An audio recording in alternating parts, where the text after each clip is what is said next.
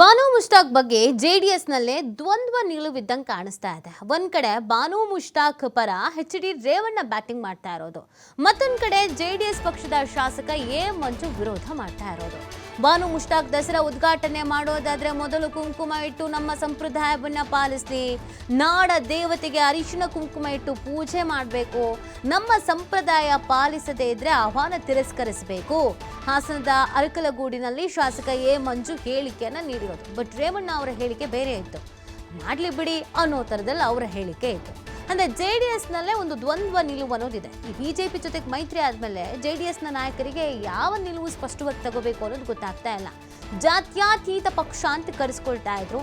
ಈಗ ಬಿಜೆಪಿ ಜೊತೆಗೆ ಮೈತ್ರಿ ಆದ್ಮೇಲೆ ಸ್ವಲ್ಪ ಮಟ್ಟಿಗೆ ಅದಕ್ಕೆ ಸ್ಟಿಕಾನ್ ಆಗೋದಕ್ಕೆ ಕಷ್ಟ ಆಗ್ತಾ ಇದೆ.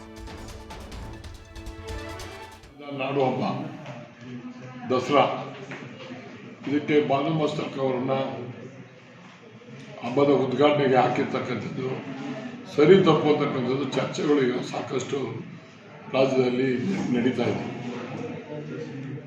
ನನಗೆ ಗೊತ್ತಿರೋಂಗೆ ಬಾನು ಮುಷ್ತಾಕ್ ಅವರು ಒಬ್ಬ ಉತ್ತಮ ಲೇಖಕಿ, ಬರಹಗಾರರು. ಇವರು ಇಂದಿನ ದಿನಗಳಲ್ಲಿ ಇದ್ರ ಬಗ್ಗೆ ಯಾವ ಬಗ್ಗೆನೂ ನಂಬಿಕೆ ಇಲ್ಲ ಅಂತ ಹೇಳಿ ಅರಿಶಿನ ಬಗ್ಗೆ ನಂಬಿಕೆ ಇಲ್ಲ ಅಂತ ಹೇಳಿ ಏನು ಹೇಳಿದರು, ಇವತ್ತು ಏಕಾಏಕಿ ಸರ್ಕಾರದವರು ಅದನ್ನು ಓಪನ್ ಮಾಡಬೇಕು ಬರಬೇಕು ಅಂತ ಹೇಳಿ ಸರ್ಕಾರದವ್ರಿಗೆ ಕಾರಣ ಕೊಟ್ಟಿರೋದೇನು ಅಂದರೆ, ಒಂದು ಆ ಬುಕ್ಕಿಗೆ ಅವಾರ್ಡ್ ಬಂದಿದೆ, ಎಂಥದ್ದು ಬುಕ್ ಪ್ರಶಸ್ತಿ ಬಂದಿದೆ ಅಂತ ಹೇಳಿ ಅವ್ರು ಕೊಟ್ಟಿದ್ದೀವಿ ಅಂತ ಹೇಳ್ತಾರೆ. ಬಹುಶಃ ಪುಸ್ತಕಕ್ಕೆ ಅದು ಪ್ರಶಸ್ತಿ ಬಂದಿರತಕ್ಕಂಥದ್ದು ಇವರು ಬರೆದಿರ್ತಕ್ಕಂಥ ಲೇಖನಕ್ಕೆ ಹೌದು, ಆದರೆ ನಿಜವಾದಂಥ ಪ್ರಶಸ್ತಿ ಸಿಕ್ಕಿರೋದು ಯಾರಿಗೆ ಅಂದರೆ ಆ ಟ್ರಾನ್ಸ್ಲೇಟ್ ಮಾಡಿದಾರಲ್ಲ ಕೊಡಗನವರು, ಅವರು ಟ್ರಾನ್ಸ್ಲೇಟ್ ಮಾಡಿರೋದಕ್ಕೆ ಇದಕ್ಕೆ ಪ್ರಶಸ್ತಿ ಸಿಕ್ಕಿರೋದು. ಈ ಪ್ರಶಸ್ತಿ ದುಡ್ಡು ಎಲ್ಲ ಅವ್ರಿಗೆ ಸಿಕ್ಕಿರೋದು.